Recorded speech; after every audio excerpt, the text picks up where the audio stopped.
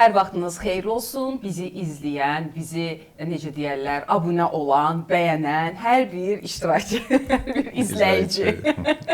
Mən də özüm çatmışım. Çünki mən heyecanlıyam. Deyin ki, niyə?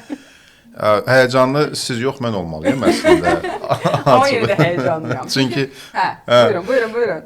Vüsal, bu iki xanım başa düşdük. Bəzən olur çətinə salırlar da. İndi Şəbnəm elə mənim məqsimə gedir, artıq xanımların sayını artırır. Bir sponsorumuzdan zəng var. İcazənizlə açıyorum.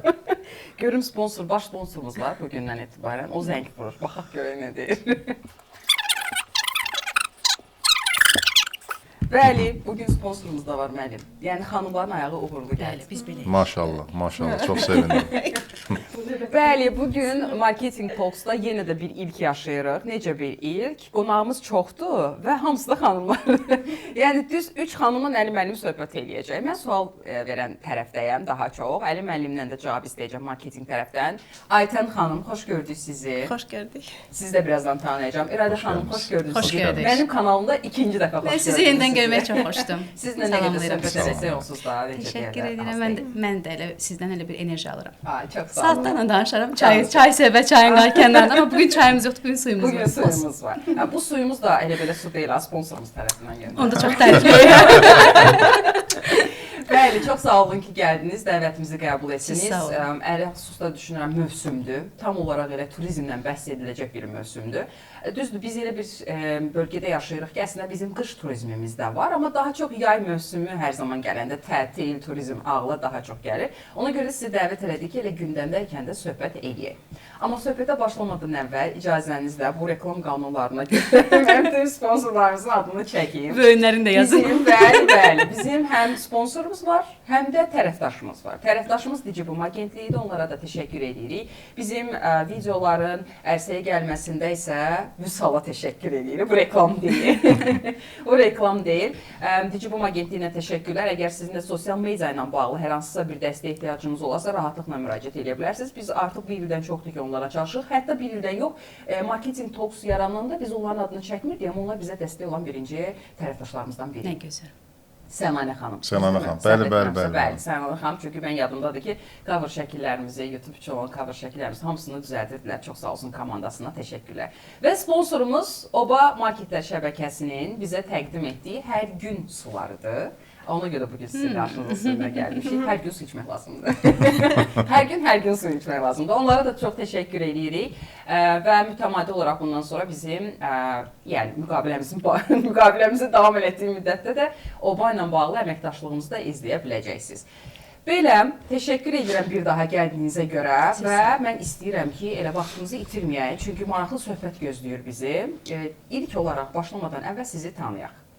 Birinci, İradə xanım, sizdən başlayaq. Elə belə girək. Mən İradə, yəni mən yəqin ki tanıyırsınız, səyahət bloqeri deyək. Daha çox özümə səyahətçi deməyə daha çox xoşlayıram. Çünki bloqer anlayışı çoxdur, amma səyahətçi olaraq, səyahətçi yazar olmaq deyə özümü tanıtmağı daha çox sevirəm. Yəni belə, sosial şəbəkələr üzərindən həm Azərbaycanı, həm dünyanı gəzirəm, tanıyıram.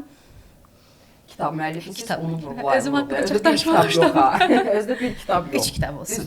3 kitab. Üçüncü kitabımız Azərbaycan haqqında çıxdı. 2016-cı ildən bəri Azərbaycanın ucqar dağ yerlərini, dağ bölgələrini, səfərlərin bağlı, oradakı insanlarla qarşılaşdığım insanların hekayələrlə bağlı, eyni zamanda bəzi bölümlər Azərbaycan irfani dəyərləri haqqındadır, tarix haqqındadır. Bir də vətən haqqında bir borcum var idi, mənəvi borcum vardı. Bu kitab şəklində yerinə yetirmiş deyə sayıram. Təhvil verdim. Kitabı hər zaman deyirəm, kitabı təhvil verəndən sonra oxucular, kitab mənim deyil, artıq oxucularındır. İkinci kitabımız da 7 ölkənin təsviridir, bir qadının duyğuları prizmasından və birinci kitabda tək bir ölkənin səfərnaməsi, Əfşan. Bəli, o məndə də var. Belə, yəni çıxdığım yolda davam eləyirəm, həm də olsun, çox yaxşıyam, xoşbəxtəm. Podkastın əvvəlində də deyirəm ki, artıq son vaxtlar heç kimə necəsən deyə sual vermirəm, xoşbəxtsənmi deyə sual verirəm. Sizə də o sualı vermişdim aşağıdakı xoşbəxtsənmi. Və sonra da Əli bəylə biraz belə onun ətrafında suallarımız oldu ki, hazırda onu sual verməyə daha. Çünki necəsən sualına hamı hər cür necəsə cavab verə bilər. Bəlkə də yalandan yaxşıyam deyə bilər, amma xoşbəxtlik bir işdən hiss edilmə duyğusudur. Ona görə xoşbəxtlik bugün o daha yaxşıdır. Min şükür. Nə gözəl. Aytən xanım sizi tanıyaq. Mən Aytən Əhmədova, turizmçiyəm. 15 ildir bu işi görürəm. Artıq öz turizm agentliyim var. 15 ildir ki, insanlara gözəl xatirələr qazandırıram deyə düşünürəm. Çünki mənim bu işdə olma məqsədim kiməsə tur satmaq, pul əldə etmək deyil. İnsanlara xatirə yaşatmaqdır, dostluq qazanmaqdır və şükürlər olsun hələ ki bu yolda davam edirik. Aytən xanım, yenə də reklam qanunlarından zidd deyil, bu reklam deyil. Mən çox istəyirəm ki, siz öz turizm agentliyinizin adını çəkəsiniz. Biz də ən azından heç olmasa dəstəyimiz olasın ən gözəl bir xanımın işinə. Çox təşəkkürlər. Turizm agentliyimin adı Travel Time Agency. Artıq 2 ildir ki, öz şirkətim var. O dönəmə qədər isə başqa şirkətlərdə fəaliyyət göstərmişdim. Elə öz şirkətiniz. 2 ildir ki, Travel Time Agency ilə davam edirik yolumuza. Elə isə başlayaq. Mən ilk olaraq əlim icazənizlə Buyurun. başlayım. Mən ancaq qulaq asacağam. 74 buraxmış sonra ilk dəfə icazə istəyirəm ki, onlar başlayım. Siz söhbət eləyin, mən qulaq asacağam. Vallahi elə maraqlıdır 3 nəfər söhbət eləsin, doğrudan deyirəm. Yox, məncə burada mənə sizin köməyiniz çox lazım olacaq. Mən istəyərdim belə bir giriş eləyək ki, turizm deyəndə bizim Azərbaycanda, biz söhbətimizin əvvəlində də əslən buna bağlı danışdıq ki, kifayət qədər çox bir turizm agentliyi var. Bəsit bir misal gətirim, sadə bir misal gətirim ki, Instagramdan biz hansısa bir səyahət edəcəyimiz ölkənin adını yazdığımız zaman dayanmadan bizə reklamlar çıxır, o ölkəyə turlarla bağlı. Bugün bir çox məqamda toxunacağam, həm daxili turlara, həm xarici turlara, amma mənim özümə də maraqlıdır. Elə əslində birinci Aytən xanım sizdən soruşacağam, sonra sizdən isə digər istiqamətdə soruşacağam. Aytən xanım, bu qədər rəqabət dolu bir bazarda necə fərqlənə bilirsiniz, necə ayaqda qala bilirsiniz? Çox belə yaxşı sual oldu həqiqətən. Ümumiyyətlə şirkət çoxdur. Şirkət nə üçün çoxdur? Çünki turizmə dəstək anlamında artıq bir çox ildir ki, 10 ilə yaxındır ki, bizdə şirkətlər lisenziyasız fəaliyyət göstərir. Bunu cənab prezident buna görə etdi ki, turizmə dəstək olsun, ölkəyə daha çox turist gəlsin və ölkədən daha çox insan səyahət edə bilsinlər. Amma çox təəssüflər olsun ki, hər zaman, hər sahədə olduğu kimi insanlar sui-istifadə eləyir və 3 gün bir sahədə işləyən insanlar 4-cü gün artıq özünə şirkət açma qərarı verirlər, çox sadə şəkildə. Ona görə də bunun limiti yoxdur, sayı gündən-günə artır və ən son məndə olan məlumata görə 8000-dən MMC var idi turizmlə bağlı. Bir çoxunun ofisi var, bir çoxu müştərək bir ofisdə fəaliyyət göstərir, şəxsi fərdi olaraq 5 nəfər yığışır, bir ofis açır və s. Bir çoxu isə belə evdə, kafedə və s. Yəni ki, harda olsam və çox təəssüflər olsun ki, bunu nəzarət edən bir qurumumuz da yoxdur. Yəni heç bir qurum yoxdur ki, çıxsın desin ki, sən burada nə iş görürsən, hansı turu satırsan, kimdən alırsan, satırsan, hansı qiymətə satırsan və s. Belə bir qurum olmadığına görə də kim nə istəyir bunu eləyir bu sahədə. Bu da gətirir, ədalətsiz rəqabətə çıxardır təbii ki, keyfiyyətsiz işə gətirir, çıxardır və bu sahədə keyfiyyətli iş görmək istəyən adamlar çırpınırlar, səsini duyurmaq istəyirlər ki, bəs əslində bu belə deyil, yəni gördüyümüz işə, etdiyimiz əməyə qiymət qoymalıyıq. Yəni evindən oturub hər hansı bir xidmət göstərənlə böyük bir ofisdə, şirkətdə oturub xidmət göstərən heç bir zaman eyni ola bilməz. Həm qiymət baxımından eyni ola bilməz. Təbii ki, biz bunu dəfələrlə turistlərimizə də bildiririk ki, keyfiyyət istəyirsinizsə də ucuza qaçmayın. Çünki bu bir mənalı şəkildədir. Ucuza qaçılan turlarda problem çıxır. Amma indi burada elə həm də İradə xanıma ünvanlamış olum. Amma turizm agentliklərinin də birinci rəqabətlik deyəndə də mənim gördüyüm qiymətdə endirim məsələsidir. Bəs bu necə tənzimlənir? Məsələn, siz bir turizm agentliyi sahibi olaraq deyin, siz isə mənə maraqlı səyahətçi bloger olaraq hansını seçim edirsiniz, əməkdaşlıq olmadığı təqdirdə? Mən birinci cavab verirəm bu mövzuya. Deməli, qiymətlə bağlı təbii ki, tək turizmdə yox, bütün sahələrdə qiymət önəmli faktordur da. Kim nə alırsa, kim nə satırsa, birinci qiymətə önəm verir, sonra başlayır onun içəriyinə baxmağa. Təbii ki, turizmdə də belədir. Amma bir məsələ var ki, turizm belə bir xidmət sferasıdır ki, biz burada aldığımız məhsulu toxuna bilmirik, yoxlaya bilmirik, əlimizə almırıq, evimizə apara bilmirik. Biz bu məhsulu yalnız getdiyimiz gün, o təyyarəyə miniş elədiyimiz gün, o otelə giriş elədiyimiz gün nə aldığımızı bilirik. Yəni ki, bu çox önəmli məsələdir və biz güvən satırıq insanlara. Ona görə də qarşımızdakı insan ödəniş eləyəndə baxmalıdır kimi ödəniş eləyir. Onun bilgisinə baxmalıdır birinci. Yəni ki, qarşındakı nə qədər öz sahəsini bilir. Bu çox önəmli məsələdir. Səni hara göndərəcək? Sabah sənin problemin olsa kim həll edəcək bu problemi? Bax, bu məsələlərə diqqət edərək yola çıxmalıdır. Ona görə ikinci faktor olaraq qiymətə baxmalıdır. Mənə görə birinci faktor güvəndir. İkinci faktor qiymətə baxmalıdır. Təbii ki, mən hər hansı bir qiyməti ağzımdan çıxdı, gəlib turist alası deyil. Təbii ki, bazar araşdırması eləyəcək. Keyfiyyətli şirkətlərimiz də çoxdur. Yəni yüzlərlə keyfiyyətli şirkətimiz var, işini düzgün edən insanlar var. Üçüncü məsələ olaraq da bu təbii ki, bu enerji məsələsidir də. Bu turistin, bu şirkətin menecerinin o enerjisi tutumu oldusa, o yolda davam edir. Çünki bir insan həqiqətən çox şirkətə sorğu göndərir. Sonda nəticə bir şirkətdən alır. O da ki, yenə deyirəm, qiymət, sonra o enerji tutuşumu ki, o menecerdən xoşu gəldi, onun zəhmətindən, əməyindən, ona ona ayırdığı diqqətdən falan xoşu gəlməyə başladı. Başladı seçim eləyir, o yöndə getməyə başlayır. Bu ucu ikinci məsələdir ki, o müştəri oranın daimi müştərisi olacaq yoxsa yox. Bu ucu getdiyindən, gördüyündən asılıdır da. Getdiyi yerində nə gördü bu insan? Keyfiyyətli gördümü, deyilən sözlər, vəd olunan əməllər oldu orada. Ondan sonra o bizim olur daimi müştərimiz.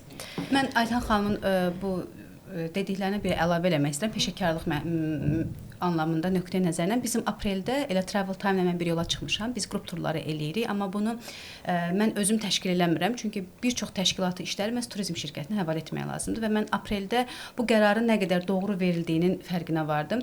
14 nəfərlik bir qrupumuz idi və səhər birinci İstanbul turu buraxmışdıq. İştirakçılardan bir xanım gecikirdi. Gecikməsə yanaşı da aeroporta, hava limanına gəlib çıxanda şəxsiyyət vəsiqəsini evdə saxlamışdı.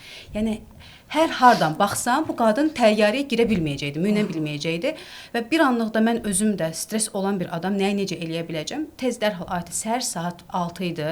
Onu da demək istəyirəm ki, turizmçilərin saatı yoxdur, günü yoxdur. Bu artıq çox belə bəlirlidir. Ayətən dərhal telefonu qaldırdı ki, narahat olma, 13 nəfərə nəzarət elə, o xanımın işini həll edəcəyik. Yarım saatın içində, yalan olmasın, bax öz gözümlə görməsəm deyirəm kimsə mənə nağıl danışır. Yarım saatın içində elə bir məsələni həll elədi ki, yəni artıq bu adam bu işi bilir. Bu adam işin içə necə çıxacağını bilir. Alternativ B variantı olaraq necə bir bileti dəyişə biləcəyini, ala biləcəyini bilir və o xanım bizdən uçdu. Yəni mənim artıq heç bir gümanım yox idi ki, xanım bizdən uçacaq. Hətta öz qızı belə çox əsəbləşmişdi. Anasının belə unutqanlığına dedi, heç olmasa ikinci reysə bilet alaq, amma heç ikinci reysə bilet alma ehtiyacı olmadı. Aytən xanım bunu həll elədi. Ona görə bir yola peşəkarla çıxmaq bu çox önəmli bir faktordur. Bizim şəxsi mən 2010-cu ildə səyahətə başlamışam və onda həqiqətən də turizm şirkətinə yola çıxmışdım. Onlardan bilet almışdım. Çünki təcrübəm yox idi. Elə bir girmə, onlayn şəkildə bilet alma, belə bir söhbətlərimi bilmirdim. Yəni nədən yalan nə deyim. Zamanla artıq bunu öyrəndən sonra dəvətli səfərlər kənar və digər məsəl üçün konfranslar olur. Belə bir səfərlər kənar özüm getdiyim yerlərdə özüm alırdım. Biletlərimi də özüm alırdım. Bookingdən özümün də otel ayarlama. Bu cür təcrübələr, hər şey var. Bir yerdən sonra işimin çoxluğu son 2 ildə də yəqin ki, Aytən özü də şahiddir. Bizim Aytənlə dostluğumuz da elə tam o 2 ildə. Deyirəm, Aytən vaxtım yoxdur, bu ilə uğraşmağa vaxtım yoxdur. Çünki sabah təyyarə biletində bir problem ola bilər, nə bilim bunu yazmışam, bəlkə ola bilər fikrimlə nəsə qaça bilər. İnsanın həyatı elə bir qaçaraqdadır ki, sən bilet alanda fikirləşə bilərsən ki, hər şeyi düz yazmısan, amma gedirsən hava limanına görsən ki, hardasa hansı bir pointi qaçırmısan. Ona görə bütün işi elə Aytənə həvalə edirəm. Çünki istər-istəməz işinin peşəkarı ilə yola çıxmaq, öz işimi belə ona həvalə etdirmək bu çox yaxşıdır. Yaxşı, bu tanışlığa qədər özünüz deyirsiniz ki, artıq 2010-cu illərdən başlamısınız səyahətə. Mənə çox maraqlıdır. Turizm agentliyi seçərkən ilk diqqət elədiyiniz məsələn sizin özünüzün nə olurdu? Mən öz adımdan deyim, mən seçərkən nəyə baxıram ən çox? Aytən xanım da vuruladığı kimi geri dönüşlərə baxıram, güvən verə bilərmi? Sonra da artıq qiymətə baxıram. Yəni tutaq ki, qiymət fərqi çoxdursa, əlbəttə ki, digər ikinci alternativə baxıram. Amma cüzi bir qiymət fərqi varsa, mənə güvən hissi verirsə, mən yenə də bahalı olanı seçə bilərəm. Sizdə necə idi? Qiymətə əsas kateqoriya var. Yəni bununla bağlı sizin də fikriniz O çox doğrudur. Yəni güvən məsələsi burada çox önəmlidir. Bizdə elədir ki, indi biz ümumilikdə Azərbaycan insanlarının və gəzən insanların, səyahət edən insanların mentalitetini götürsək, daha az xərcləyib, daha çox şey tələb eləyirlər də. Məsələn, bir şey olmayanda deyirlər, bu niyə bu olmadı, bu niyə olmadı? Başa sala bilmirsən ki, sənin ödədiyin paketə, sənin ödədiyin qiymət ancaq bu daxildir. Məsələn, 3 ulduzlu otelin pulunu ödəyib 4 ulduzda qalmaq istəyir. Yəni daha az xərcləyib, bu istər-istəməz, yəni biz 10%-ə görə, 10% o daha çox pul olan insanlara görə hər şey ölçə bilmərik. İnsanlarımız daha az xərcləyib daha çox şey görmək istəyir, daha çox yüksək bir xidmət almaq istəyir. Amma hər şeyin o güvən məsələsi var. Yəni Aytan xanım dediyi kimi daha az ödəyənə gedib qaçırlar, amma bir şey tərs gedəndə də başlar ki, niyə bu tərs getdi? Mən 26 yaşımda həmin şirkəti seçəndə STI şirkəti idi, indiyə kimi yadımdadır. O şirkətə necə yolum çıxdı ki, onu xatırlamıram daha doğrusu. Yəqin ki, Google-da axtarış vermişdim ki, ən yaxşı şirkət hansıdır. Elə onlardan getdim, Yunanıstana uçurdum, biletimi onlardan aldım. Otel söhbətim yox idi, çünki rəfiqəmgildə qalırdıq. Bu çox normal. O gün elə Turkish Airlines-in tədbirində idi, STI çağıranda belə bir növ Tamam reklam deyirlər ki. Ya əslində o reklam xarakterli deyil. Yəni onlar orada mükafatlandı. Bir içimdə bir 2010-cu ilə qayıtdım ki, ilk dəfə mən biletimi onlardan almışdım. Yəni amma onu seçəndə bu qədər axtarışa verməmişdim. İllərdən sonra, il keçdikcə artıq daha çox tələbkar olmağa var. 26 yaşındakı iradə fərqlidir, 30-larda, 40-da olan iradə də tamam fərqlidir. Bu gün məsəl üçün güvənmədiyim bir şirkətə gedib müraciət etməkdənsə özüm axtararam. Çünki təcrübə var arxada. Yəni vaxtım çox olduqda öz səyahətlərimi özüm planlayıram. Marşrutumu çizirəm. Yerlərdə, getdiyim ölkədə avtobus biletləri, qatar bileti vaxt bolumdursa, indiki qaçaraq variantımda, versiyamda bunu çatdıra bilmirəm deyənə hər qapını gedib döymərəm. Güvəndiyimi döyərəm ki, sabah mən xalqın elində orada çöldə qalmayım. Əlimdə biletim iptal olanda ən azı mənə üçün Bakıdan xəbərlənsin ki, sənin bugünkü səfərin təxirə salınıb. Yəni çünki ola bilər ki, roaming işləməyə bilər, o hansısa bir xəbər yetirilməyə bilər və Flixbusla belə məsəl üçün belə bir hal yaşanmışdı Almaniyada. Güya bunlar bizə SMS göndərmişlər ki, avtobus saatı təxirə salınıb, SMS gəlməmişdi. Biz getmişdik avtovağzala, təzədən 1 saat sonra yenidən getdik. Yəni bu cür hallar yaşamamaqdan ötəri bütün bu şeyləri planlayan insan tərəfindən, konkret bir insan tərəfindən məlumatların alması daha yaxşıdır deyə düşünürəm. İndi siz yəni daha təcrübəlisiniz və bu şəkildə yanaşırsınız. Amma bu şəkildə yanaşa bilməyən insanlarımız da var ki, bu mənada mən sizinlə razıyam. Bəli, daha az pul verib, daha yaxşı xidmət göstərmək istəyir və nəsə bir problem olanda da onu daha çox tələb edir. Həmin məqamda mən özümü o müştərinin yerinə və yaxud da o xidməti alanın yerinə qoysam, onun üçün fərqi yoxdur, o 3 manatı verir. Önəmli olan ki, o pulu verib və o pulun qarşılığında da xidmət görməyə, yəni istəyir, tələb eləyir. Bir piramida qursaq, ən çox o qiymətə həssaslar daha çoxdur da, yəni həmin o piramidanın üzündə. Rəqəm də az deyil. 8000 ədəd qeydiyyatdan keçmiş. Yəni hələ bunlar qeydiyyatdan keçənlərdir. Bunun qeydiyyatdan keçəməyənləri də var, hansı ki sosial media üzərindən gedir və nəzərə alsaq ki, turizm də iqtisadiyyata ən çox gəlir gətirən sahələrdən biridir. Mənə bu bir xaos görsənir. Sanki burada bir xaos var. Bizim üçün də xaosdur əlbəttə. O rəqəm yəni etibarlılıq sizin dediyiniz kimi Aytan xanım elə bir məsələdir ki, yəni qapını döyün, mənim üzümə xoş güldü də, bu yaxşı insandır, buna mən güvənə bilərəm deyil də, rahatlıqla aldadıla bilər də. Təbii ki. Aldadılanların bir çoxu elə üzünə gülən insanlar tərəfindən aldadılır, təəssüf ki.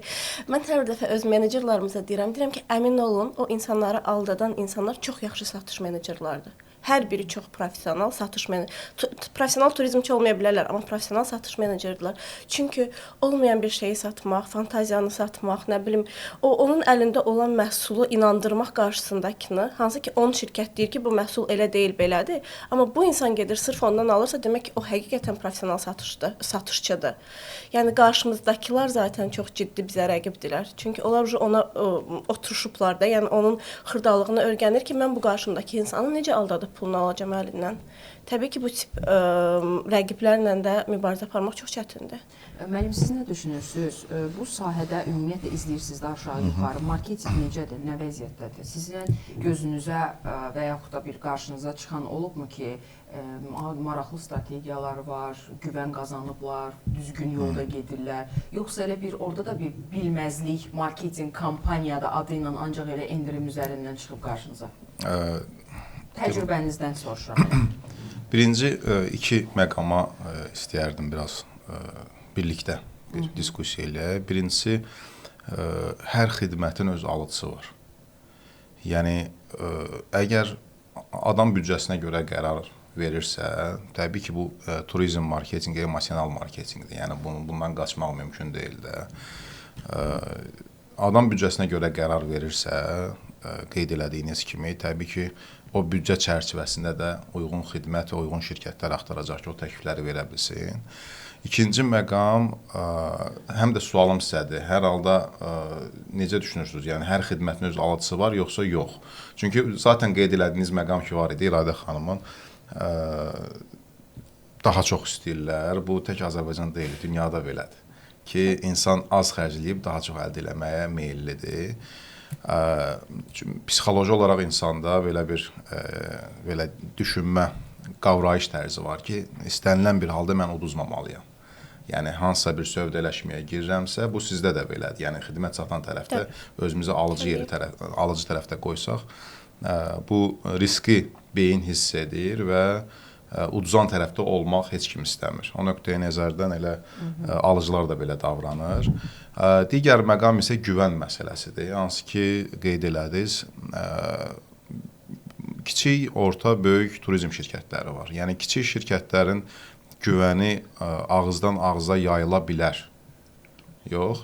Amma gəlin reallığa biraz reallığın gözünə baxaq ki, kiçik şirkətin xidmətini, o kiçik şirkətin verəcəyi qiymətə alacaq yeri gəlmişəm, mən bilmirəm, kiçik, orta yoxsa böyük şirkətdir sizdə, ola bilər, yanlış söyləyə bilərəm. Kiçik şirkətdən alınacaq xidmət birinci təbii ki, qabaqda qiymət faktoru özünü daha qabarıq göstərir.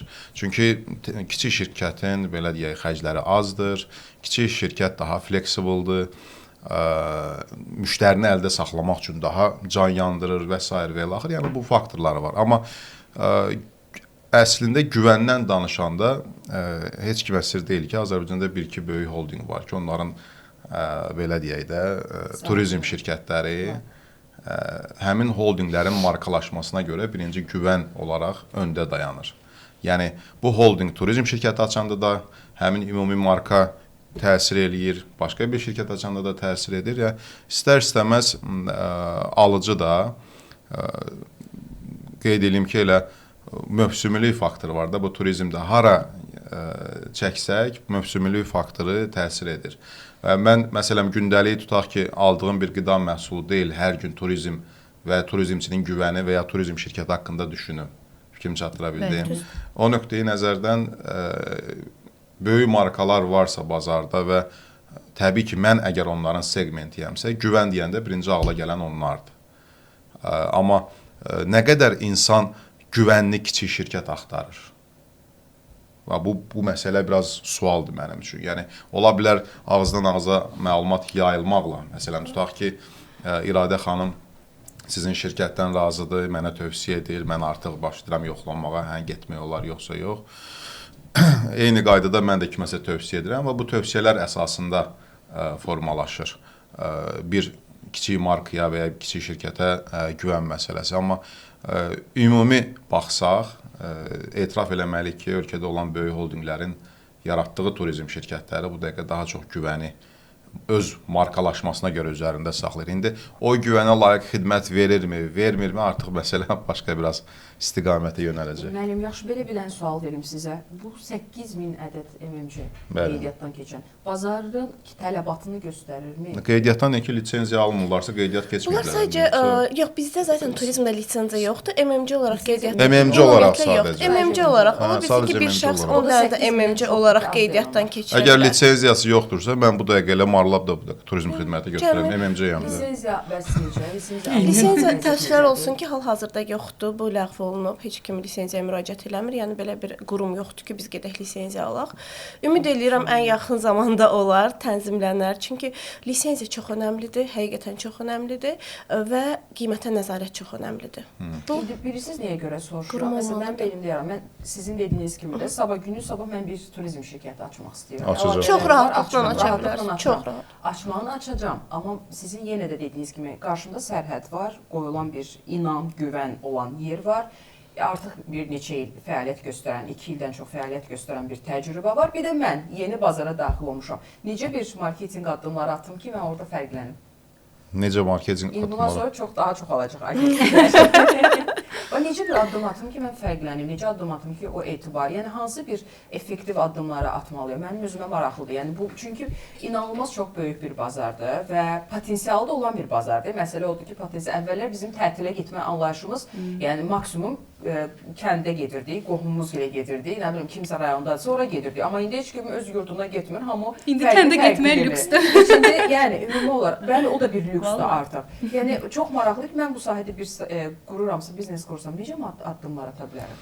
İstənilən bir bu istəyir kiçik, istəyir orta, istəyir böyük biznes olsun. İstənilən bir indi siz kiçik ilk başlaya bilərsiniz, bəlkə belə deyim də, sizin arxanızda investisiya var. O da başqa bir şeydir. Yəni və yaxud da investisiya yoxdur, sadəcə bir təşəbbüsdür, məhdud bir büdcə ilə hansısa bir fəaliyyəti start vermək istəyirsinizsə, burada belə deyim də, nədən başlayaq, necə düzgün yol olar və s. Bu şablon bir istiqamət, şablon bir həll deyil təəssüf ki. Çünki bazarın reallıqları var, rəqabət var, müştərilərin davranışları, trendlər var. Yəni o qədər onlarda bəhs eləyirsiniz, təsir edən o qədər məsələ var ki, yəni istənilən bir biznes başladığı gün abu-hava tamam fərqli ola bilər. Yəni durub bu gün hər hansı bir marketinq eksperti deyirsə ki, sən başlayanda illaki bu məsələlərlə sən artıq parlayacaqsan, bu absurddur. Yəni vəziyyətə görə davranmaq lazımdır, araşdırma əsasında ən azından müəyyən qədər. Digər tərəfdən istənilən biznes olaraq qeyd elədiyim kimi, ya istər kiçik, istər orta, istər böyük bir biznes, yəni xidməti də məhsul hesab eliriksə, hər şey məhsuldan başlayır, yəni yaratdığı məhsuldan. Hə, amma İşin ürəyi odur. Məhsul yoxdur ortada. Bir şey satır, bir xatirə satır ki, yəni sən gəlib bunu alsan, bu prosesi yaşayacaqsan. Yəni olmayan bir şey paket satırıq. Bu məhsul deyil ki, mən əlimi vurum ki, hə bunun keyfiyyəti yaxşıdır, mən idarə eləyəcək. Burada da yenə gəl çıxır nə ortaya storytelling. Başlayırlar hekayələşdirmə. Bora bəyin yerinə alır. Hekayələşdirmə başlayır burada. Bora bəy ümumiyyətlə storytellingi xoşlamır, qəbul eləmir. Amma belə deyimsə, mən deməzdim ki, məhsulu hiss elətdirmək və xidməti hiss elətdirmək, bəli, aralarında fərq var ki, maddi məhsulu hiss elətdirmək daha bir üstünlükdür. Amma xidmət tərəfində də, məsələn, nəyisə anons edirsən axı, yəni bu işi necə görürsən, kimlərlə görürsən, xidmətin də keyfiyyətini arxada isbatlayan məqamlar var ki, bu xidmət keyfiyyətli ümid, gözlənti yarada bilər, yoxsa yox. Məsələn, mən açıq deyəcəm, hər hansı bir turizm şirkətinin keyfiyyətli xidmətə gözlənti yaradacaq hansısa bir mesajına və ya davranışına rast gəlməmişəm ölkədə. Bu da onu göstərir ki, tələb o qədər yüksəkdir ki, əbəs yerə 8000 yer açılmayıb ki, yəni tələb yüksəkdir ki, bazarda böyük tələb var ki, bizim şirkətlər də mövcud potensialdan pay götürmək üçün çətinlik çəkmirlər. Müəyyən bir komfort var. Yəni ona görə də o xüsusi xidmətin üstünə odaklanan çox az sayda bəlkə şirkət var və yaxud da ki, satmaq daha rahatdır deyə 8000 birinci şirkət açmağa hazır olanlar var. O nöqteyi nəzərdən əslində çətin deyil. Yaxşı, Aytən xanım, sizə belə sual verim. Mənim qəşəng bir məqamım vurğuladı ki, bir fərqlənən şey yoxdur. Hamısı eyni xidməti gedir. Sığortanı göstərir, biletləri göstərir, otel daxili və yaxud da göstərir ki, sən 3, 4, 5 ulduzlu oteldə seçə bilərsən. Burada bir haşiyə çıxacağam. Tək fərqlənmək yox. Öz xidmətində mükəmməlləşmək istəyən.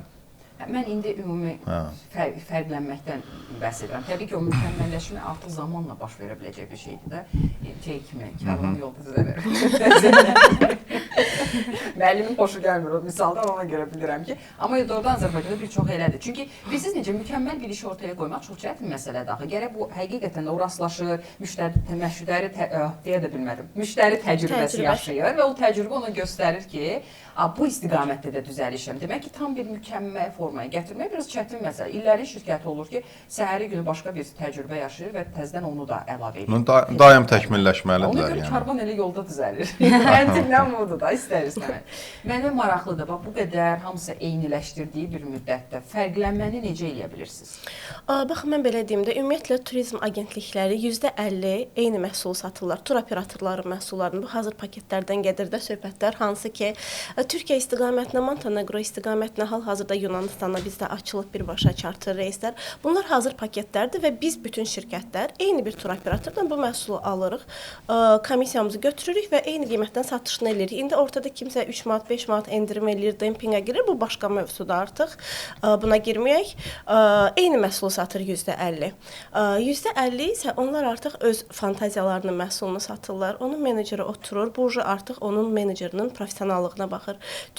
Bir məhsul çıxardır. Hansı ölkəyə getsəm, oradan hansı ölkəyə keçsəm daha rahat bir marşrut verərəm, daha yaxşı qiymətə, daha yaxşı şəhərləri göstərə bilərəm və yaxud da ki, o şirkət əziyyət çəkir, xərc qoyur, gedir sərgilərə, gedir tədbirlərə, orada partnyorlarla tanış olur.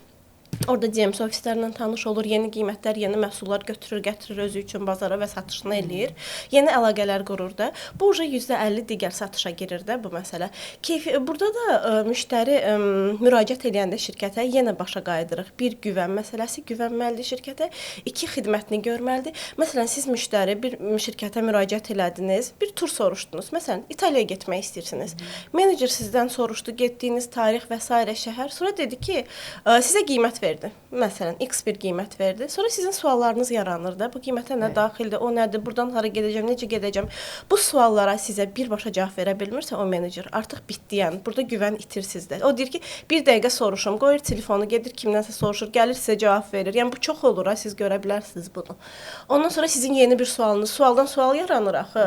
Onda yenə deyir, gedim kimdənsə soruşum, kimdənsə ya öz ofisində bir daha yaxşı menecerdən soruşur, ya X bir şirkətdən hansı ki ondan məhsul alıb satır. Belə-belə siz turist olaraq düşünürsünüz ki, mənim başıma bir iş gəlsə, qoy soruşum, qoy baxım, qoy axtarım, edən bir menecerə nə qədər güvənə bilərsiniz? Heç nə qədər.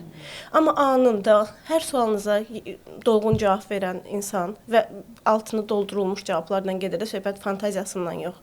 Siz sonra araşdıranda görürsünüz ki, adam düz deyir. Bu şəhərdən bura mən bu vasitə ilə gedə bilərəm, bu qədər saata çatacağam. Nə bilim, otelə bu saatda girəcəm, bu saatda çıxacağam. Transfer məni bu yerdə qarşılayacaq. Bütün bu xırda detalları bilən menecer bu artıq sizə güvən verdi. Bir addım öndədir də. Ona görə mən həmişə deyirəm, çalışaq şirkətimizdə savadlı, bilikli menecerlər oturtduraq. Yəni görüntüsünə görə, nə bilim, şirin dilinə görə yox, sırf biliyinə görə orada oturtduraq. Ola bilər, məsələn, mənim ofisimdə bir qız var, biraz acı dildir, amma qız inanılmaz, yəni turist pasportunu itirir, oturur burada konsulla danışır, orada bunun işini həll eləyir, nə bilim, qatarını qaçırdır, oturur qatar onunla. Yəni ki, hər anda müdaxilə eləyir 7-24. Amma yoxdur da bunun şirin dili, canım gözüm deyə bilmir heç kimə, nə edə bilərik. Amma nə edir? Satış bacarığı canım gözümdə daha çox olur. Təəssüflər olsun ki, bizim də turistlərimiz nə edir? Bu canıma gözümə qaçırlar. 2 xoş sözə getdi, yəni. Mən davamlı düşünmürlər, yəni, həqiqətən. Bir əlavə eləyim, əslində öz təcrübəmi də, real təcrübəmi yaşadım. Mən indiyəcən xidmətindən istifadə etdiyim turizm şirkətlərində ancaq satış zamanı xidmətin şahidi olmuşam. Məsələn, nə satışdan öncə, nə də satışdan sonraki bir xidmətlə qarşılaşmamışam. Ya bayaq verdiyiniz sualdır. Məsələn, bunlar məhsul satmırlar ki, uğurlu olsunlar, amma mən bu şirkətin saytını axtarıram, səhifəsində başa düşmək istəyirəm, nə baş verir, zəng edirəm, zəngə gec cavab verir, nə bilim, satışdan öncəki təəssüratım artıq çətin olur. Sonra gördüyüm xidmət ancaq nisbətən satış zamanı olur. Qeyd elədiyiniz məqamlar ki, canım gözüm və s. və ilə axırda, yəni dəstək olmağa çalışırlar. Amma satışdan sonra da itirib axtaran olmur ki, misal üçün, necə getdin, bəyəndin, bəyənmədin, hansı problemlərlə rastlaşdın, nəyi daha da yaxşılaşdıra bilərik, bəlkə uyğun təcrübə bağışlaya bilmədik. Bunu da hiss etmirəm ki, elə yola saldım, qayıtdım, elə bir ki, elə öz ayağımla getmişdim, heç kim məni yola salmamışdı. Məsələyə digər tərəfdən yanaşacağım, bəlkə də indi bu sizin üçün növbəti sualdır. Turizm agentliyinin fəaliyyətinə, o güvənə təsir edən, onun formalaşmasına təsir edən digər əsas faktor təchizatçılardır. Yəni turizm təchizatçılarıdır. Məsələn, agentlik o qədər yaxşı öz işini görə bilər ki, amma getdiyi oteldə təəssürat problemi yarana bilər. Hava yollarında təəssürat problemi yarana bilər və s. və ilə axır. Yəni, bax, elə sualı özüm verim.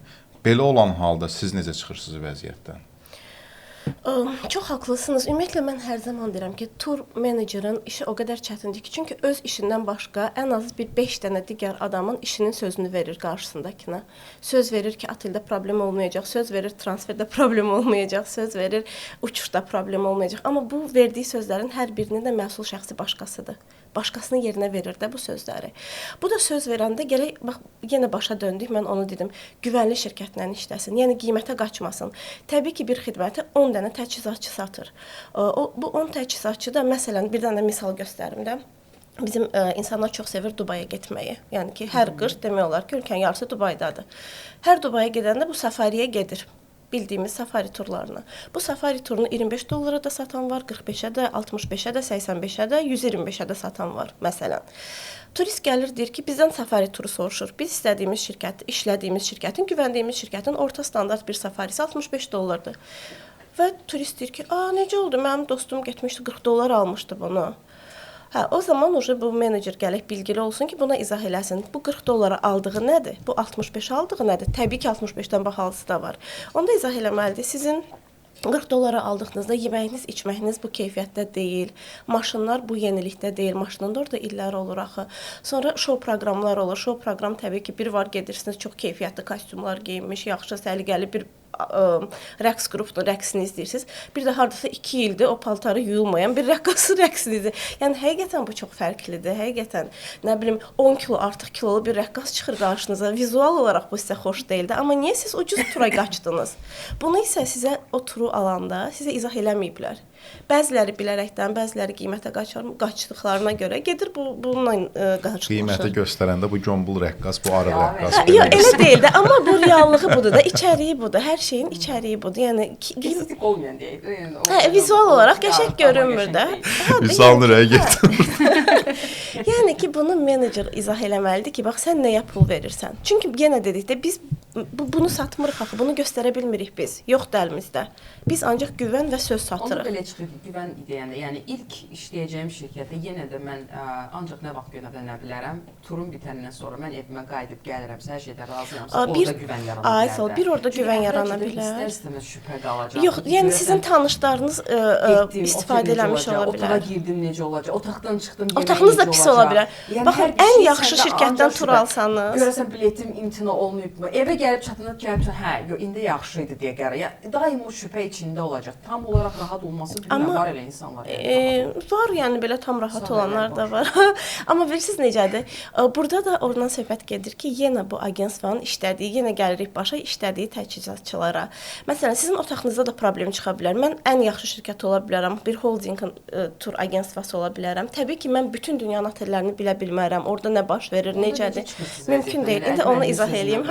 Məsələn, mən sizə bir dənə 4 ulduzlu otel satdım. Getdiniz oteldə yerinə çatdınız, baxdınız ki, yan tərəfdə təmir gedir. Bu sizi narahat eləyir. Amma mən bilə bilmərəm onun yanında gedən təmirini. Siz gedib ora çatmayana kimi mən belə bilmirəm. Heç bəlkə mənim təchizat. Bu %90 otelin özü məlumat verməlidir. Əgər otel bu informasiyanı gizlədirsə və 1 ton otel var, yəni İstanbulda sayaq ki, milyonlarla otel var. Bu otel deyə bilməz axı burada təmir gedir, mənim otelimə gəlmə, satmalıdır bu otağını məntiqlə. Və hamı da bundan narahat qalmır. Fikirləşir ki, 1-2 nəfərdir, necəsə yola verərik bunu. Nəysə, gedir bir insan da bu səs bunu narahat eləyir, agentstvaya yazır. Deyir ki, İstəmirəm mən bu otaqda qalmaq. Gəlir onda bizim təchizatçıya. Əgər biz keyfiyyətli, özünə hörmət edən bir şirkətlə işləyiriksə, təbii ki, bu şirkət öz agentstvasını düşünməlidir. Deməlidir ki, bir rezervasiyaya görə mən bununla münasibətimi korlaya bilmərəm. Necəsə, biraz mən dəstək olum, biraz agentstva, biraz turistin olsun, necəsə bu məsələni həll eləmək lazımdır. Var belə şirkətlər ki, onların fərqi yoxdur. Kəş olmayacaq, gedib təzə bir agentlik tapıb işləyəcəm. Deyir ki, budur, almısan, bitdi, getdi. İstəmirsən, pulunu ver, təzə otaq al başqa oteldə.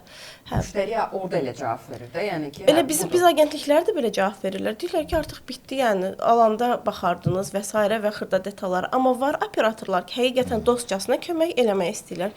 Deyirlər ki, gəlin biz otellə danışaq, bir gecə cərimə ilə bəlkə necəsə eləyə bilərik, dəyişə bilərik. Bu da yenə deyirəm, operatorlarla, DMC ofislərlə bu şirkətlərin olan münasibətinə bağlanır. Təbii ki, keyfiyyətli şirkətlə operatorlar da işləməyə maraqlı olur. Yoxsa hər hansısa bir evindən, kafedə oturan adam deyir ki, 2 dənə rezervasiya eləyən, mən durub bununla nə uğraşacağam 5 gün. Yəni təbii ki, bu yerdə də lazımdır ki, bir yaxşı şirkətdən o məhsulu alına, qiymətə qaçılmaya hər zamanki kimi. Bir də düşünürəm əgər əvvəldən o nöqteyi nəzərdən yanaşılsa ki, bu müştəri mənim elə bir dənə bir satmağım deyil. Yəni bu birinci alışda, birinci münasibətdə artıq gələcək əməkdaşlıq üçün də bir kök hazırlayırsan, özəy hazırlayırsan. Ona görə elə çalışmaq lazımdır ki, çalışılır bəziləri ki, onun bütün xırda detallar da ki, xırda kimi görsənsə belə mən belə səsdə yata bilmirəm. Yəni o narahatlıq məndə də var. Amma məsələn, mən Aytənin müştərisiyəm və Aytən fikirləşir ki, İradə mənə sabah da lazım ola bilər. İradədən də, çevrədən də, İradənin qohumları sabah gələcək. Demək ki, o qayğı əvvəldən görsənilməlidir. Yəni ona gəlib çıxıram ki, o cərimə dediyi bir şey də olsa belə, tur agentlik olsa, tur operator olsa müştərini itirmək istəməz də. Çünki sənin qapını döyüb gəlib. Bu sabah sənin yenə qapını döyüb gələcək. İnsan həyatında bir dəfə çıxmır axı gəzməyə. Yenə mütəmadi çıxır. Çox çətin məsələdir. Yəni bu biraz inam qazanmaq, nə bilim, keyfiyyətli bir xidmət. Bilirsiniz, biz hər dəfə indi burada turizm agentlikləri yönündən, yəni turistin marağı yönündən danışırıq, amma bir məsələyə də toxunmaq lazımdır ki, mən keçən il deyəsən hansısa bayramda belə bir paylaşım eləmişdim ki, tur agentliklərinin də turist seçmə haqqı var. Məsələn, biz öz adımıza turist seçirik. Məsələn, mənim tur satmadığım bir çox turist var. Nə üçün satmıram? Çünki qarşımdakı insanın adekvat olmadığını düşünürəm. Başdan görsən ki, artıq. Yəni başdan bu ucu hiss olunur ki, bu insan adekvat deyilsə, bax sənə boş yerdən çox böyük problem yaradacaq. Məsələn, gəlib burada deyir ki, sənə, "Oy, mən gecədən gecəyə otelə getmək üçün bir otel istəyirəm. 3 ulduz olsun. Eybi yox, mən tək yatmağa gedirəm." Hər hansısa bir təklif sunursan ucuz qiymətdən, gedir otelə çatır. Sabah deyir ki, "Yox, bu niyə xalçası çirklidir?" Yəni nə gözləyirdin? Sən istədin bunu. Yəni ucu gedib yerinə çatandan sonra söhbət dəyişir. Başlayır ki, "Yox, siz mənə desəniz idi ki, bu xalça çirklidir, mən 4 ulduz oteldə qalardım." Amma ofisdə belə deyil idi söhbət. Yəni ona görə deyirəm ki, tur agentstvalar belə turist seçmə haqqı var. Çünki bu qarşılıqlı bir əlaqədir də. Sən məndən tur alırsan, mən sənə xidmət göstərirəm. Sən məni seçmək istədiyin kimi mən də turist seçmək istəyirəm. Məsələn, mən çox belə səmimi şəkildə deyəcəm ki, mənim seçdiyim turistlər var. Onların üzərində əsirəm, dəyər verirəm. Onların bir problemi olanda mən işimi gücümü atıram. Gecə desəm, gündüz desəm o işlə məşğul oluram. Çünki bu insan mənə dəyərlidir. Çünki mən bilirəm ki, bunun çevrəsi də mənim turistimdir. Bu insan adekvat insandır. Boş yerdən problem yaratmır da. Əgər bir problem var deyirsə, həqiqətən var o problem. Boş yerdən demir də bunu. O qara siyahınıza düşən müştərilər gələndə çoxdur. Deyirsiniz mən sizə xidmət satmıram, yoxsa nə təhər? Hə. Sadəcə xidmət satmırıq. Bu bizim haqqımızdır. Satmamaq bizim haqqımızdır. Xidmət göstərmirik yəni. Mən xidmət göstərən tərəfəm axı. Sənə xidmət göstərmək istəmirəm. Qanun tərəfi mən maraqlıdır. Ümumiyyətlə belə bir insanın seçim haqqını məhdudlaşdırmaq üçün belə bir imkanımız varmı bizim? Necə alıcının haqları var, yəqin ki, sahibkarların da haqları var da bunu tənzimləyən. Yəni məndə çox olub bu ki, yəni ki biz bu belə kobudcasına yox, mədənicəsinə deyirik ki, bax çox üzürlü sayın. Bizdə belə deyil də, bizim şərtlərimizə əsasən belə deyil. İstəsəniz seçimləriniz var. Deyirsiniz ki, o avtomatik olaraq seçmir də. O təbii ki, şərtlərimiz olur. Necə şərtlərimiz olur? Biz də sizlə işləmirik, sadəcə olaraq çox güman ki, Yox, təbii ki, gəlir o prosesin ortasında. Aysan, prosesin ortasında bu məlum olur. Məsələn, adam gəlir. Ay kişi satmıram, çıx söylə. Yox, belə olmur. Təbii ki, məsələn, gəlir deyir ki, mən bu oteli istəyirəm. Amma mən elə ölkələr var ki, məsələn, Romadır, Parisdir, İstanbuldur. Bu tip ölkələrdə nə bilim ay hostellardır, ay 2 ulduzlardır, ay nə bilim nə. Yəni bir mənalı şəkildə istəsə belə müştəri bizim ofisdən, yəni adam deyir ki, mən özüm bilərəm də, gəl müqavilə bağlayaq, sənin problem yox qardaş, mən bunu sənə satmıram, istəmirəm mən bunu sənə satmaq.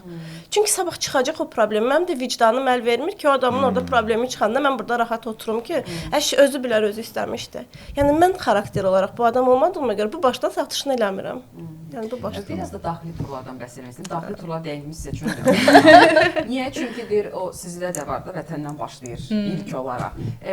Bəli, dünyanı görmək, gəzmək, fərqli şəhərlər, fərqli mədəniyyətlər görmək çox gözəl bir şeydir. Amma birinci biz öz vətənimizdən başlamalıyıq. Mənə maraqlıdır ki, siz bu qədər səyahət edirsiniz və göstərirsiniz fərqli yerləri, daxili turları. Amma nədənsə daxili turlar bu qədər populyar deyil. Ki, nəinki, bəlkə də dünyada da elədir, bilmirəm. Bəlkə dünya təcrübəsində də ola bilsin ki, Almaniya daxili turlar daha azdır, nəinki digər xarici ölkələrə və yaxud da digər şey. Sizin özünüzdən sualımı ona görə vermək istəyirəm ki, siz səyahət edirsiniz, bu qədər gedib gəzirsiniz. Nə çatışmır ki, bax, ölkə daxilində bu turları bu qədər qəşəng keyfiyyətlə biz təqdim edə bilək, sayını da artıraq?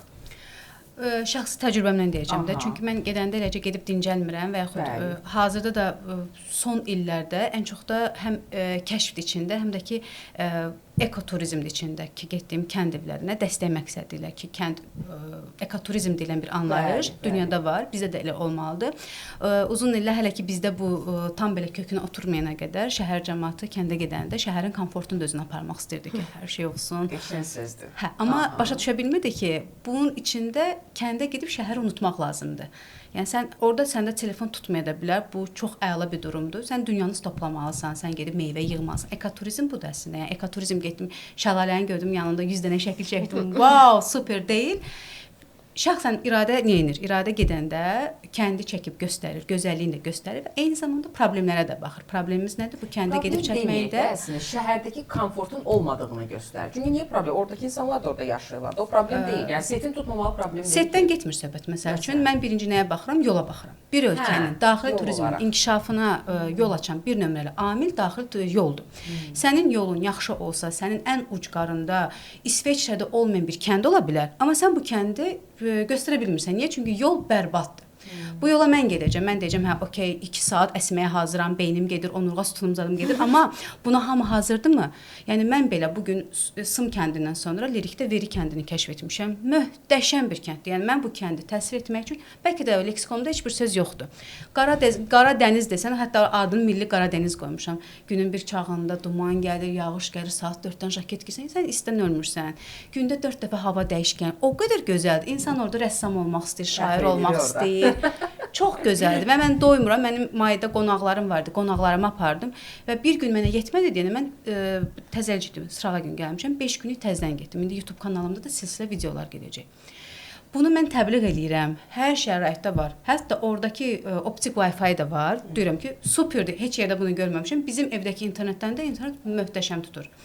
Amma problem var. Yəni kəndə onu postu yazanda, evdə məsəl üçün qaldığımız ev qonaq altında yazdınız. möhtəşəm. Mən onu yazmasam, vicdan məsələsi var.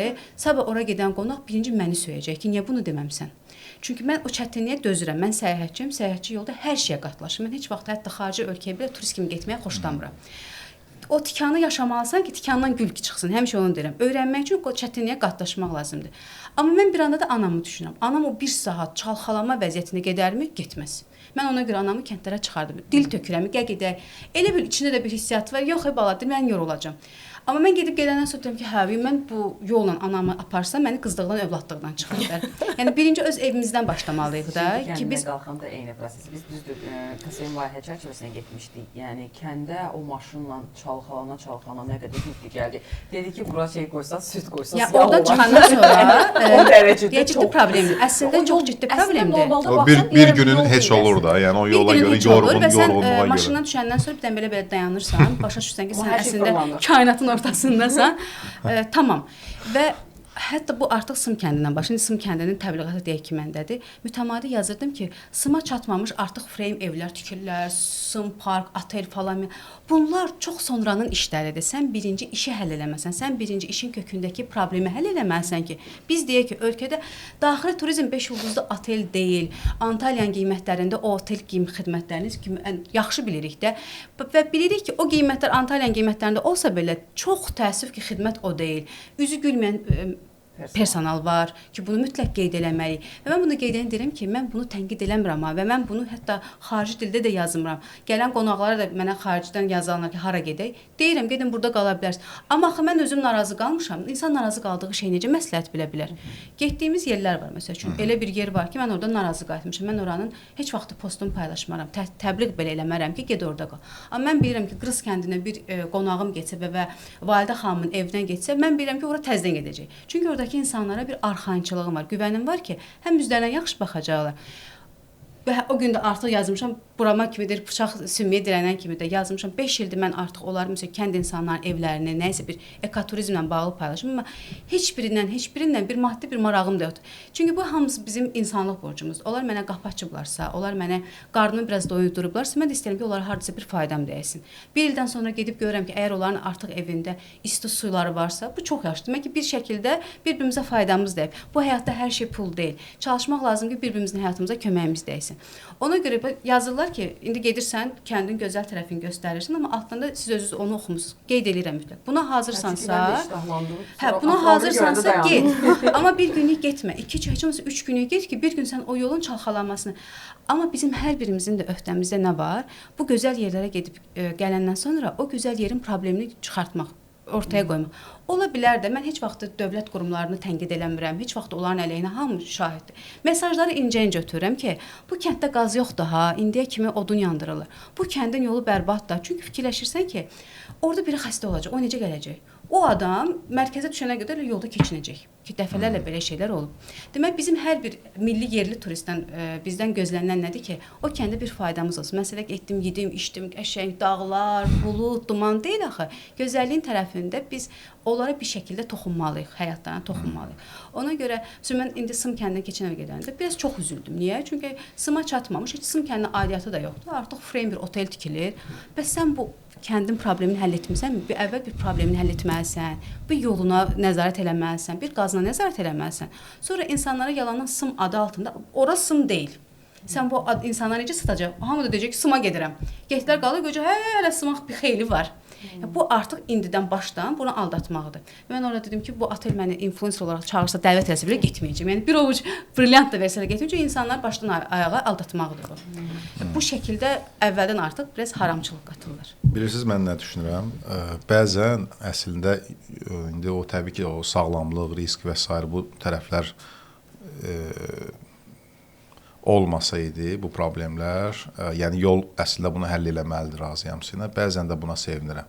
Niyə? Çünki bizim cəmiyyətimiz o yüksəklikdə yerləşən hamıya aid deyil təbii ki. Yüksəklikdə olan o gözəlliyi, o cənnətə çox əl çatan olsa, asfalt yol çəkilsə və s. inandırım sizi, mən çox 4 il hardasa, 5 ilə yaxın özüm də alternativ istirahət xidməti ilə məşğul olmuşam, kempinq özümün hobbim idi. Amma o əlçatmaz zirvədə yerləşən o kəndlərə gedəndə və s. ki, hansı ki insan ayağı dəyə bilmir, bəlkə də elə buna səbəb yoldur və çətinlikdir, onlar öz orijinallığını saxlaya bilir.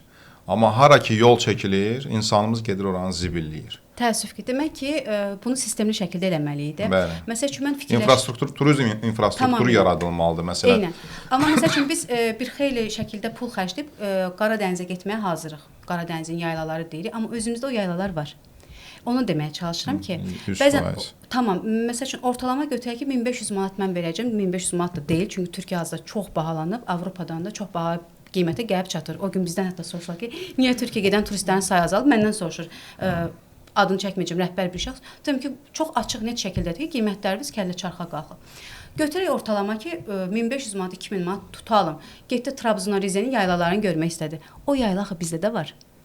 Tamam, oturub saatını gözləyəcəksən, saatını gözləyə bilirsənsə, o duman sənin də ayağın altından gəlib keçəcək. Gədəbəyin yaylaları var, Zaqatalan yaylaları var.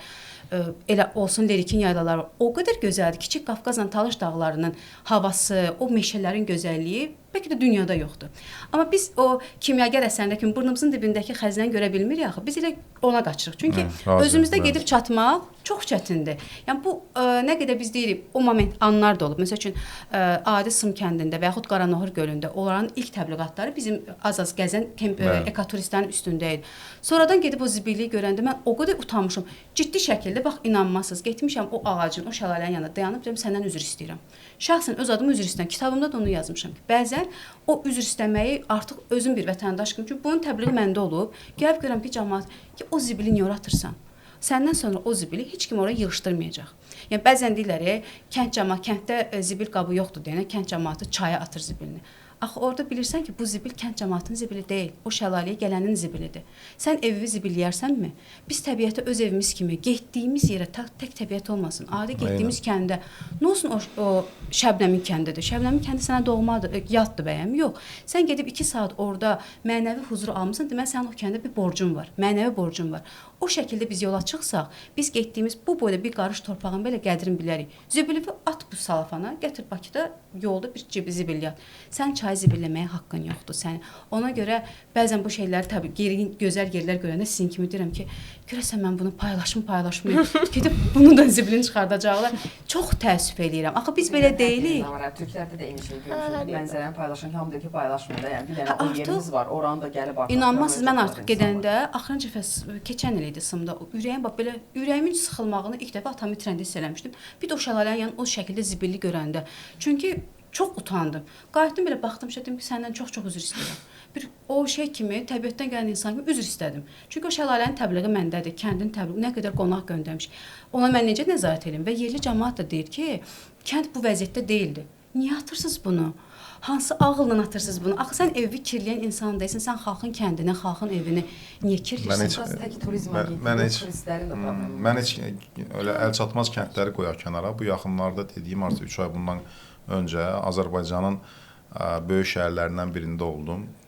Yəni özüm belə çox təəccübləndim. Şəhərin mərkəzində körpünün altından çay axır və bu mərkəz icra hakimiyyətinə də yaxındır. Yəni şəhərin mərkəzidir. Yəni Lənkərandır yəqin ki. Yox, ad çəkməyəcəm amma Lənkərandır. Ad çəkməyəcəm. Azərbaycanın böyük şəhərlərindəndir. Yəni Bakıdan sonra olan böyük şəhərlərindən biridir. Körpünün altından çay axır, çay zirzibillidir. Yəni bərbad vəziyyətdədir. Nə təmizləyən var, nə o zibili ora atma deyən var. Yəni özüm belə baxdım ki, necə olaydı. Özüm üçün fikirləşdim ki, turistlər gələndə görəsən nə deyir bizə. Eynən, dərhal onu yəni, fikirləşirsən. Xarici turistlər nə deyir görəsən, bunlar necə yaşayır? Sən ölkəvi təbliğ eləyəcək. Yəni mən İLÜSU illər əvvəl idi, 2019-cu il ilk dəfə İLÜSU dövlət qoruğuna getdik və orada hiking marşrutlar var, hamamlar var məsəl üçün İLÜSU dövlət qoruğunun tərkibində. Mən heç vaxt səhifəmdə zibili göstərməmişəm. Çünki səhifəyə xaricilər də baxır və o şəkilləri görüb yazırlar da. O guest house ingiliscə yazılır, yönləndirmişəm. Mən zibili necə göstərim? Bu istərsəniz mənim vətənimə bir söz deməkdir də. Heç onu götürməm. Amma orada qayıtdım dedim ki, bu nə zibildir? Qoruğun daxilidir. Deyir ki, burada hansısa bir yer var, otel var, onun zibilidir. Deyirəm, gedin irad bildirin, gedin şikayət bildirin, atmasın. Bu qoruqda adi bir qoruq adı üstündədir. Qoruq təmiz olmalıdır. Qoruq da çirklidirsə necə ola bilər ki? Təsəvvür edin ki, dövlət də bu qədər pul xərcləyir bu Azərbaycanın turizm markasına da, belə deyək, məkan markasına. Bahalı tədbirlər keçirir, nə bilim falan ki, xariciləri diqqət çəksin, amma axır vaxtlar çoxdur və mən üzr istəyirəm, sözünüzü kəsirəm. Mən hazırda çox istəyirəm ki, Azərbaycanın turizm destinasiyası olaraq konkret olaraq bəzi 3-4 dənə şəhər qeyd edilməsin. Yəni bizdə konkret olaraq hansı məhsullar satılır, düzdür. İndi Aytan xanım daha yaxşı bilər, sərgilərdə olur. Şəki satılır, Qəbələ satılır, Şahdağ satılır. Uzağı da Gəncə deyəcəklər. Gəncəyə də 1-2 gün apardım. Mən bu yaxınlarda Gəncə daha çox xarici turist görürəm, Avropalı. Mənə çox xoş gəlir də. İnsanlar onlar axı belə çox cool taxım getməyə xoşdurlar. Yəni 5 ulduzda qalmayacaqlar, qatara minib gedəcəklər.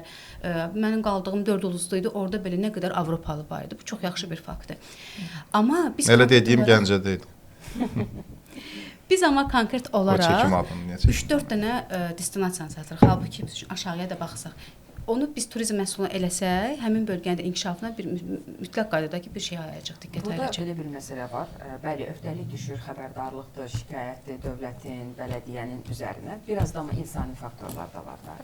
Əgər rəfiqəm Berlində yaşayır və mənim ora bir kiçik səfərim oldu, bir 10 günlük, insanlar irad bildirir. Yəni gözləmirlər ki, ora topalanan zibili bələdiyyə gəlib. İctimai qınaq. Bəli, ictimai qınaq. Mən kağızı atanda kimsə gəlirdi ki, yox, o qutu o kağız üçün deyil. Kağızı oradan götür, digər qutuya atmalısan. İnsanlar ətrafda şərh bildirir. Düşünürəm ki, biraz da bu tərəfdən özümüzü bir ictimai qınağı da bir yontmalıyıq. Yalnızca hardansa məhz bir qurumdan gözləmək də doğru olmazdı. Mən daxili turlardan bəhs etmişkən, Aytan xanım, belə bir sual vermək istəyirəm. Əslində bu sual hər dəqiqə gəlir, dəqiqəni göstərirəm. Bu zaman hara axtı getdi, 50 dəqiqə maşallah çəkmiş yardım.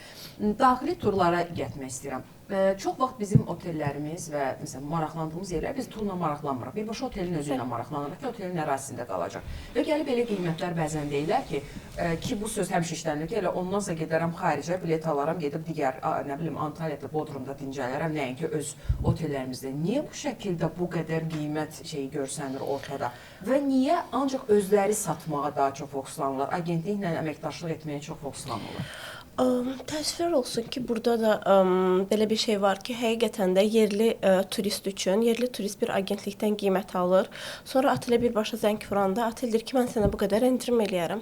Yəni təbii ki, bu şəbəkə otellərindən söhbət getmir, amma bir çox bizdə 4-5 ulduzlu otellər var ki, belə müştərinin özünə birbaşa deyirlər ki, kəş ödəniş eləyərsiniz, nə bilim, gəlin birbaşa özümüzdən alın, yerində pul ödəyərsiniz və s. bu qədər endirim eləyərik.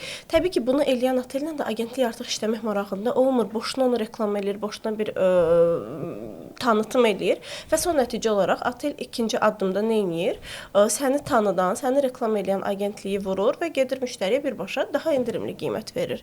Təbii ki, burada biz də pis durumda qalırıq. Sanki daha baha qiymətə satırmışıq kimi. Etik bazar yoxdur. Etik bazar yoxdur. Bunun da ən başlıca səbəbi qiymətə nəzarət komitəmiz yoxdur bizim. Yəni mən bunu dəfələrlə assosiasiyada da demişəm, bütün turizmçilər yığılanda da deyirəm. Yəni kim qiymətdən şikayət eləyirsə, mən deyirəm ki, boşuna zaman itkisi eləməyək.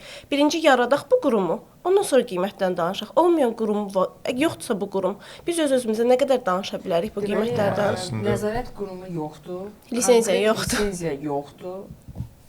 Amma ədalətsiz Fərdi səfər et. Görün biz necə bir çətin ortamda nəsə eləməyə ədalətsiz çalışırıq. rəqabətə nəzarət edən qurum var əslində. Yəni qanunvericilik də, tələblər də dəyişdi.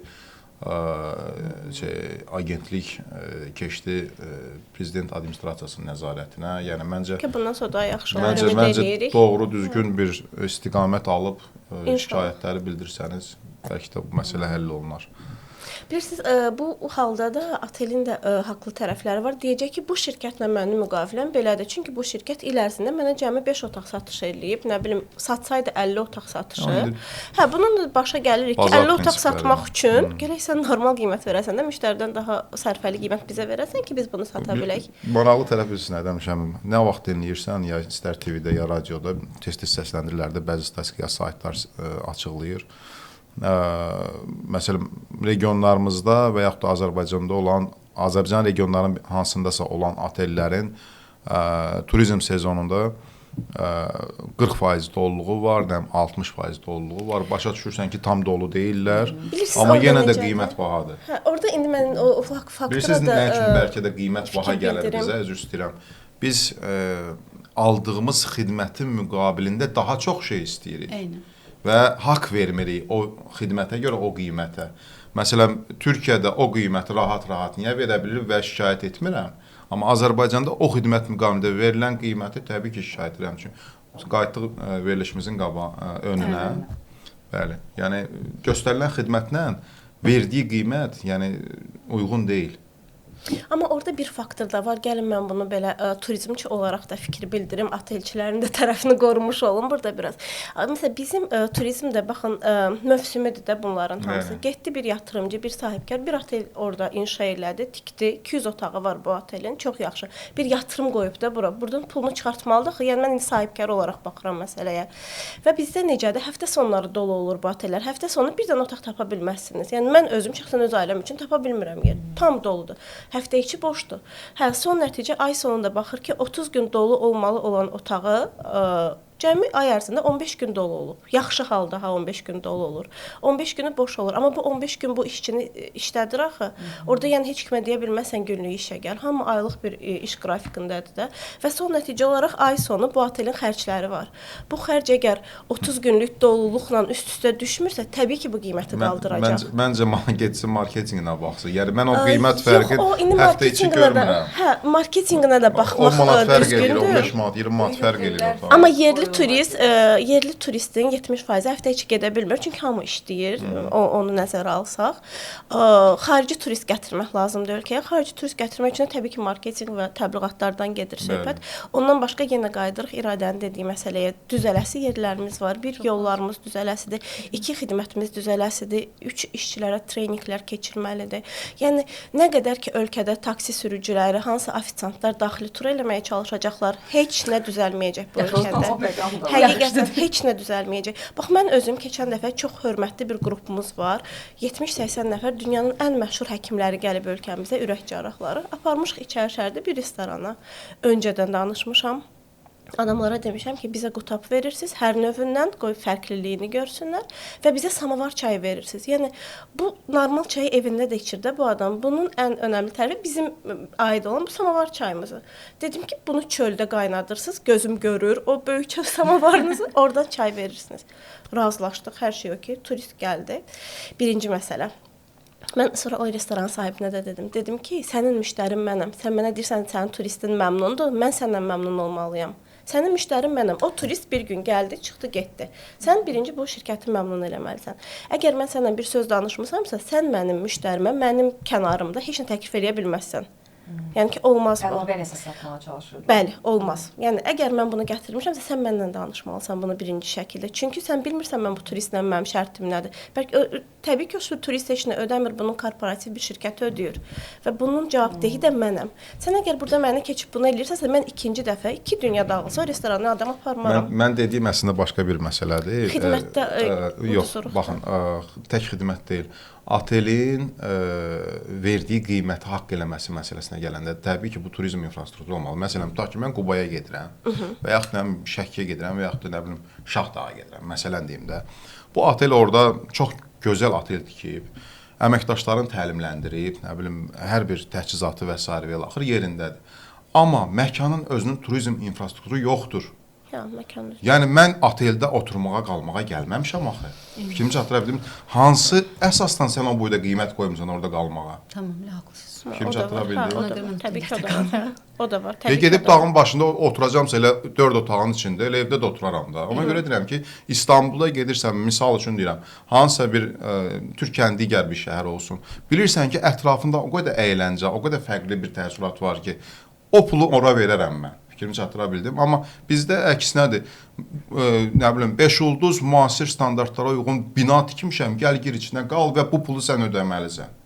Yoxdur axı elə dünya.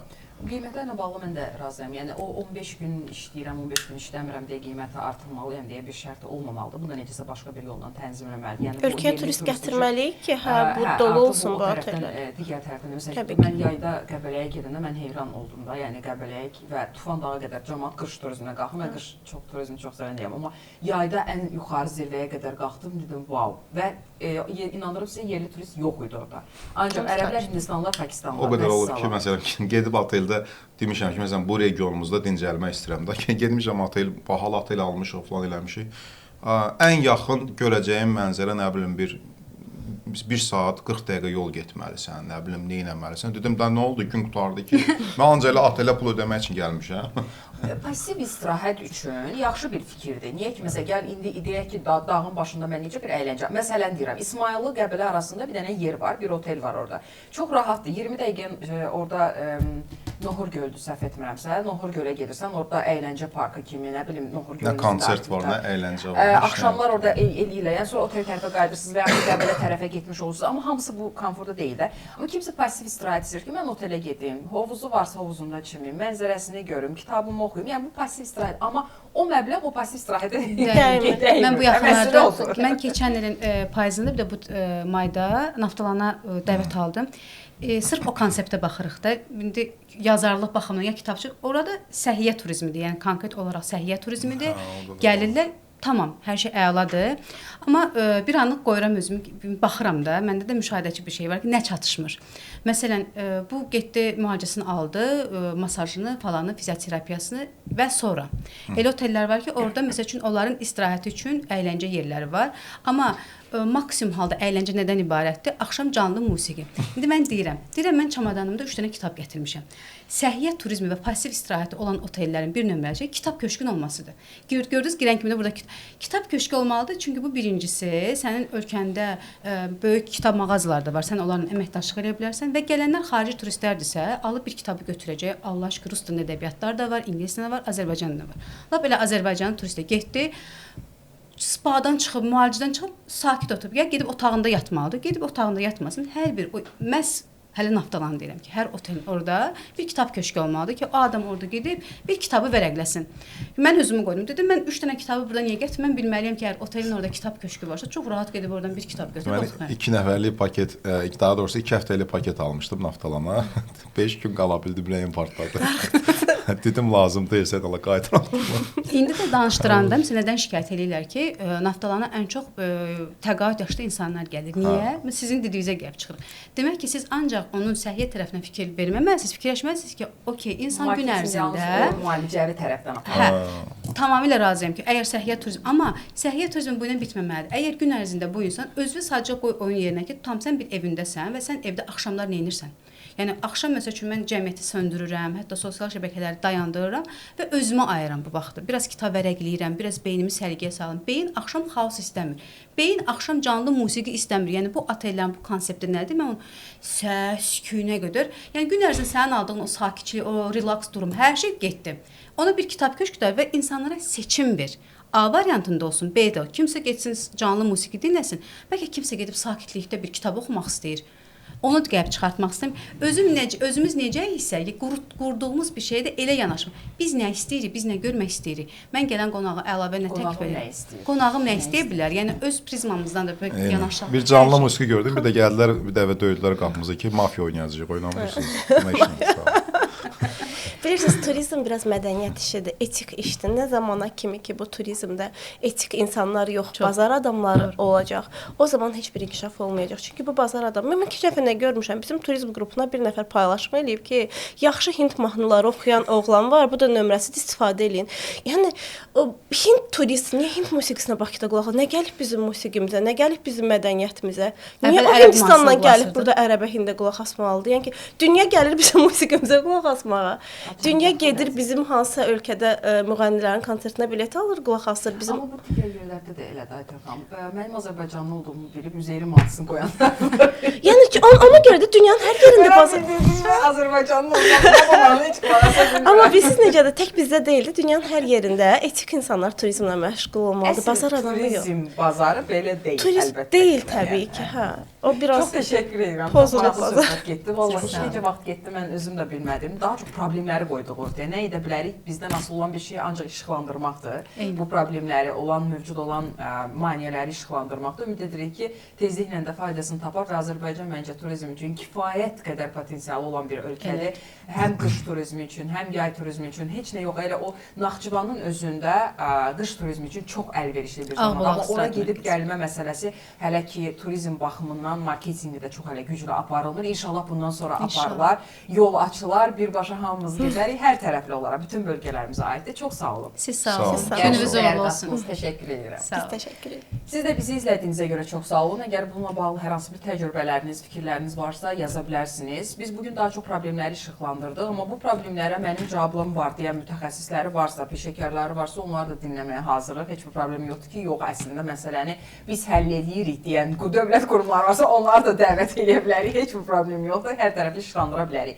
Çox sağ olun bizimlə olduğunuza görə. Sponsorumuzu bir daha xatırlatmaq istəyirəm ki, Oba Marketlər şəbəkəsinə təşəkkür edirik. Hər gün suları ilə onların özlərinin məhsuludur. Çox sağ olsunlar. Su içmə faydalıdır. Dadlı suydur. Dadlı suydur.